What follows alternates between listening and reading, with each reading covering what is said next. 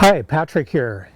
Today I wanted to take a look at who are you anyway. And I had an experience a while back when I was a Buddhist monk in Asia, and I had come from a very prosperous life in the West where I had owned a lot of properties and business and material things.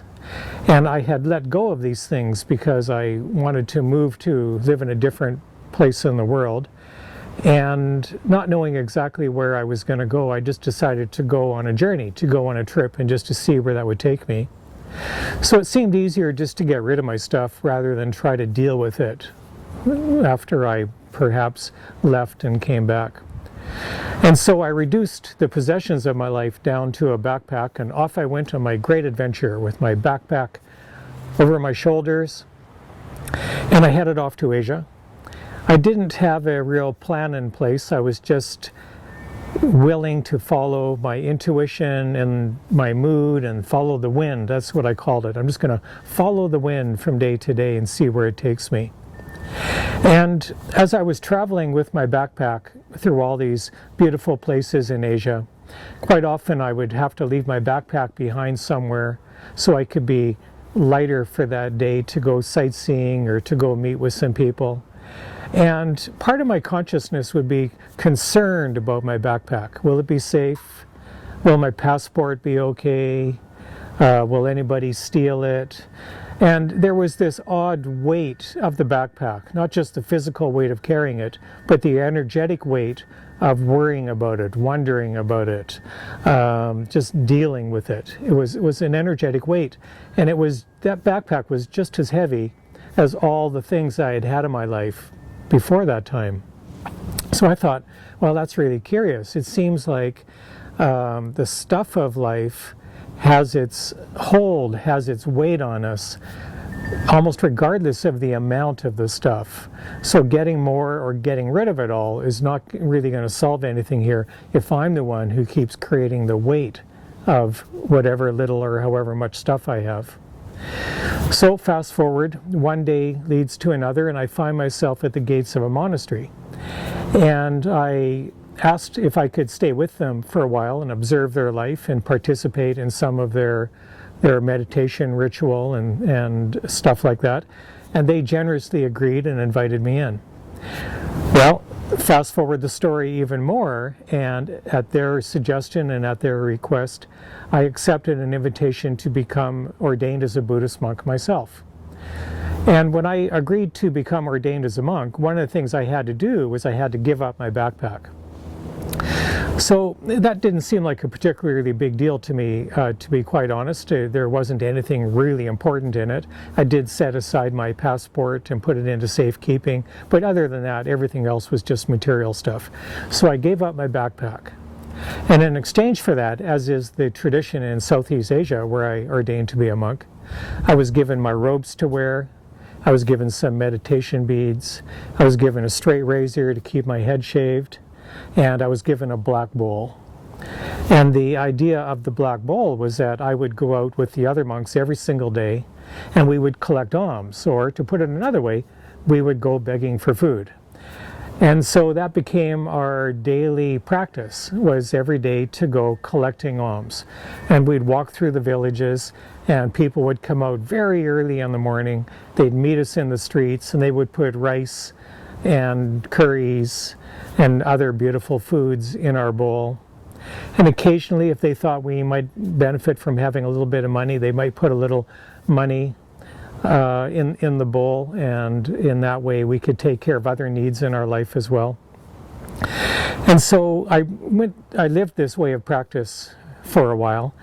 And one day my teacher, who was an 83-year-old brilliant, enlightened man, sent me off on a journey with a couple other monks to some distant monasteries.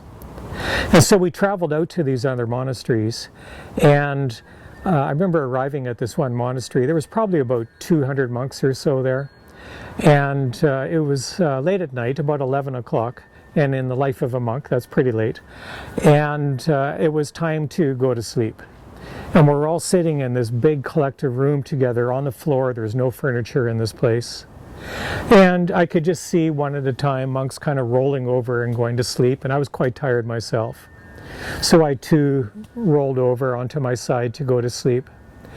And the last thing I saw was my black bowl sitting right beside my head. And I just made a note to myself that I would need that bowl in the morning. We were going to get up at about 4 o'clock in the morning, and we were going to go collect our alms for the day. And so I noticed my bowl was there, and I must say I probably felt some sense of security in knowing that my bowl is right here. So I wake up in the morning, I could hear the rustling at about 3:30, 4 o'clock in the morning, the kind of sound of the monks awakening. And I myself awoke as well from my mindful sleep, which is a very light sleep. And I looked to where my bowl was because I knew that that's what I would need this morning to go collect alms, and it was gone. And it was a little startling to me at first. I thought, where's my bowl? And I noticed all of these monks were going into a nearby room, and they were coming out holding onto a bowl. So I thought, somebody must have put my bowl in there last night. So that's fine. I'll just go in there and I'll get it.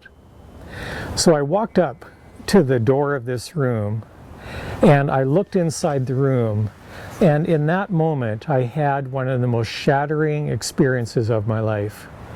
As I looked into this room, it was a storage room. It was about maybe 10 feet square, which is roughly about 3 meters square in each direction. And as I looked inside the room, there was about 200 black bowls all piled along the far wall in this big stack of identical black bowls. And I noticed this little sense of panic, a little disturbed energy arising in me. And I heard this voice inside my head say, "Oh my gosh, which bowl is mine?" And in that second, it was like a lightning bolt went down right through me, and I felt this shattering experience happen. And I heard this other voice in my head that said, "Congratulations, Patrick. You've identified yourself with a bowl. Look how far you've come." And the shattering of that moment, it's hard to describe what that is like. But something inside me got blown apart.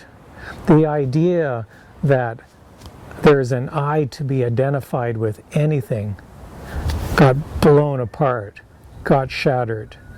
And I met that one in me that does want to do that. I met that one in me that seeks to identify with the bowl, with the fancy car, with the big house, with the career, with the role, with the job. There is that one in me, there's that one in you probably, that wants to identify with what you're doing, what you have, who you claim to be in the world. And all of that is illusion, because first of all, none of that is who you are, and the one in you that wants to identify, that's not who you are either. You're so much more beautiful, you're so beyond that. And yet, it's that one that gets out in front of us so often. Having said that, what's beautiful about being connected to your vision is it gives you that sense of the magnificence, the beauty, the wholeness of who you are. It gives you that sense of what's possible if you allow yourself to be called forth to live into that vision. So your homework for today is to just sit with the question, what is it time for you to let go of so that you can be more fully available for your vision?